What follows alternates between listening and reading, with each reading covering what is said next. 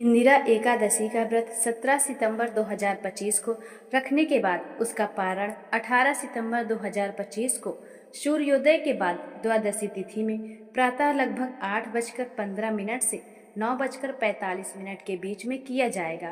पारण के दिन प्रातः स्नान कर स्वच्छ वस्त्र पहने भगवान विष्णु का पूजन करें।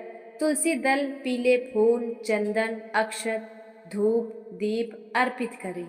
ओम नमो भगवते वासुदेवाय का मंत्र जपे।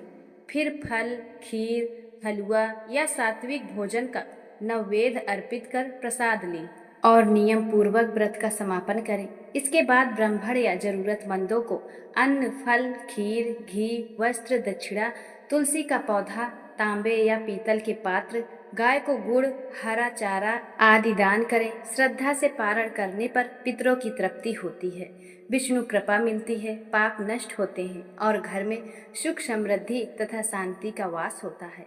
श्री कृष्णाय नमः।